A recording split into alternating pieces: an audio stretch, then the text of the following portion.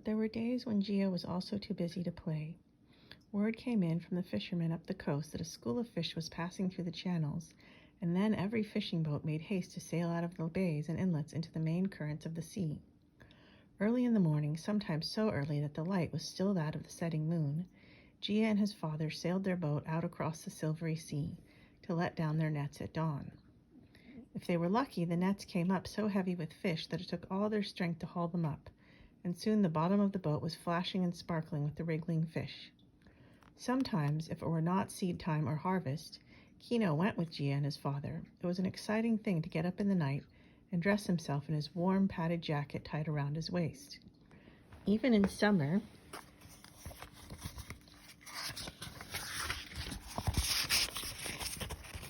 the wind was cool over the sea at dawn.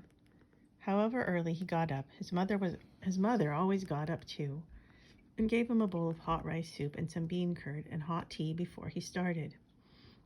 Then she packed his lunch in a clean little wooden box, cold rice and fish and a bit of radish pickle.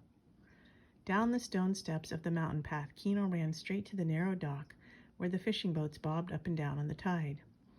Gia and his father were already there, and in a few minutes the boat was nosing its way between the rocks out to the open sea. Sails set, and filling with the wind, they sped straight into the dawn-lit sky. Kino was crouched down on the floor behind the bow and felt his heart rise with joy and excitement. The shore fell far behind them, and the boat took on the deep swell of the ocean. Soon they came to a whole fleet of fishing boats, and then together they flew after the schools of fish.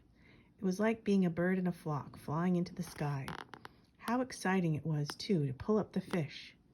At such times, Kino felt Gia was more lucky than he. Fish harvest was much easier than rice harvest. "I wish my father were a fisherman," he would tell Gia. "It is stupid to plow and plant and cut the sheaves, when I could just come out like this and reap fish from the sea." Gia shook his head. "But when the storms come, you wish yourself back upon the earth," he said. Then he laughed. "How would fish taste without rice? Think of eating only fish." "We need both farmers and fishermen," Gia's father said.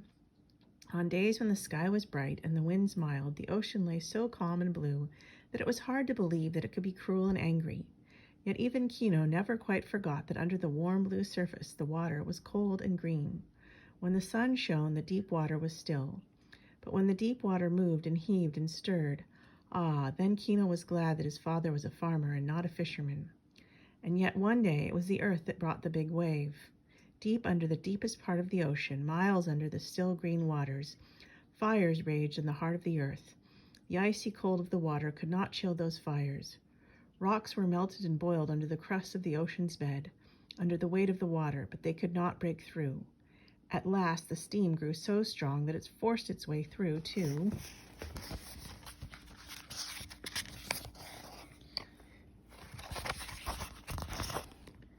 the mouth of the volcano. That day, as he helped his father plant turnips, Kino saw the sky overcast halfway to the zenith. "Look, father," he cried, "the volcano is burning again." His father stopped and gazed anxiously at the sky. "It looks very angry," he said. "I shall not sleep tonight." All night, while the others slept, Kino's father kept watch.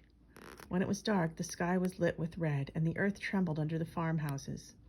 Down at the fishing village, lights in the little houses showed the other fathers watched too. For generations, fathers had watched earth and sea. Morning came, a strange fiery dawn. The sky was red and gray, and even here upon the farm, cinders and ash fell from the volcano. Kino had a strange feeling, when he stepped barefoot upon the earth, that it was hot under his feet. In the house, the mother had taken down everything from the walls that could fall or be broken, and her few good dishes she had packed into straw in a basket and set outside. "Shall we have an earthquake, father?" Kino asked as they ate breakfast. "I cannot tell, my son," his father replied. "Earth and sea are struggling together against the fires inside the earth." No fishing boat set sail that hot summer morning. There was no wind. The sea lay dead and calm, as though oil had been poured upon the waters. It was a purple gray, suave and beautiful, but when Kino looked at it, he felt afraid. "Why is the sea such a color?" he asked. "Sea mirrors sky," his father replied. "Sea and earth and sky. If they work together against man, it will be dangerous indeed for us." Where are the gods at such a time? Kino asked. Will they not be mindful of us? There are times when the gods leave man to take care of himself, his father replied. They test us to see how able we are to save ourselves. And if we are not able? Kino asked. We must be able, his father replied. Fear alone makes man weak. If you are afraid, your hands tremble, your feet falter, and your brain cannot tell hands and feet what to do. No one stirred from home that day. Kino's father sat at the door watching the sky and the oily sea, and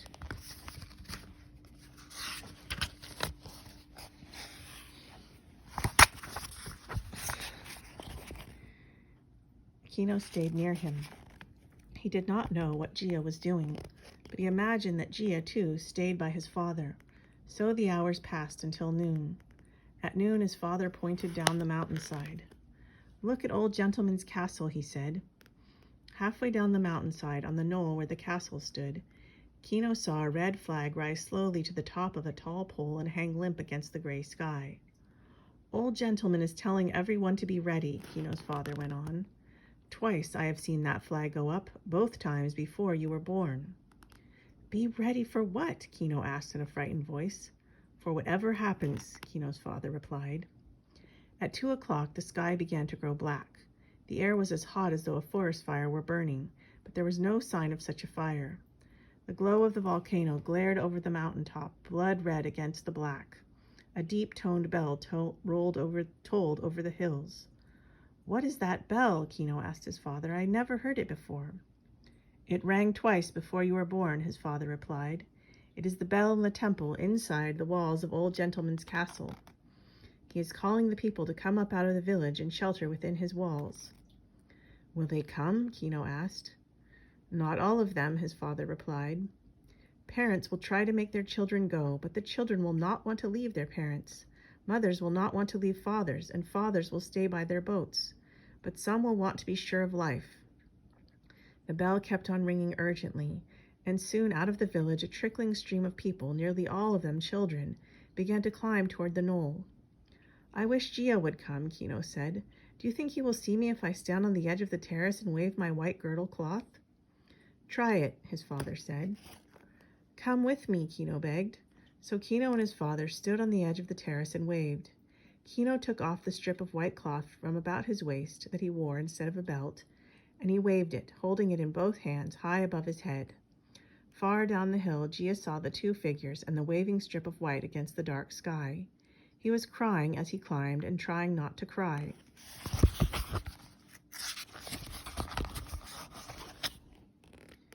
He had not wanted to leave his father, but because he was the youngest one, his older brother and his father and mother had all told him that he must go up the mountain. We must divide ourselves, Gia's father said. If the ocean yields to the fires, you must live after us. I don't want to live alone, Gia said.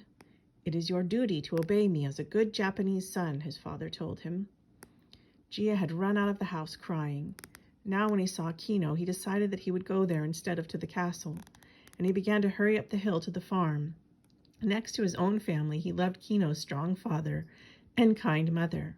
He had no sister of his own and thought Setsu was the prettiest girl he had ever seen. Kino's father put out his hand to help Gia up the stone wall, and Kino was just about to shout out his welcome when suddenly a hurricane wind broke out of the ocean. Kino and Gia clung together and wrapped their arms about the father's waist. Look, what is that? Kino screamed. The purple rim of the ocean seemed to lift and rise against the clouds. A silver-green band of bright sky appeared like a low dawn above the sea. May the gods save us, Kino heard his father mutter. The castle bell began to toll again, deep and pleading. Ah, but would the people hear it in the roaring wind? Their houses had no windows toward the sea. Did they know what was about to happen? Under the deep waters of the ocean, miles down under the cold, the earth had yielded at last to the fire.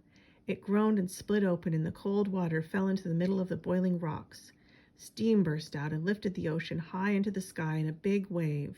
It rushed toward the shore, green and solid, frothing into white at its edges. It rose higher and higher, lifting up hands and claws. I must tell my father, Gia screamed. But Kino's father held him fast with both arms. It is too late, he said sternly, and he would not let Gia go. In a few seconds before their eyes, the wave had grown and come nearer and nearer, higher and higher. The air was filled with its roar and shout. It rushed over the flat, still waters of the ocean, and before Gia could scream again, it reached the village and covered its fathoms, deep in swirling wild water, green laced with fierce white foam. The wave ran up the mountainside,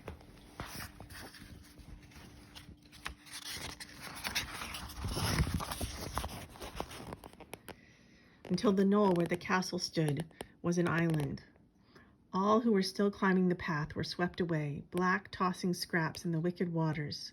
The wave ran up the mountain until Kino and Gia saw the wavelets curl at the terrace walls,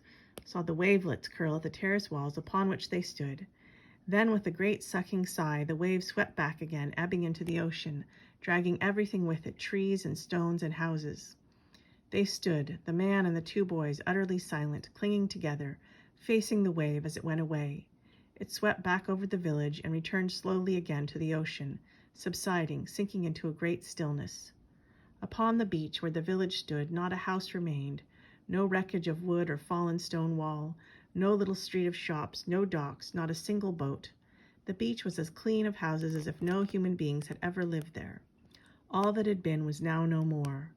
Gia gave a wild cry, and Kino felt him slip to the ground. He was unconscious. What he had seen was too much for him.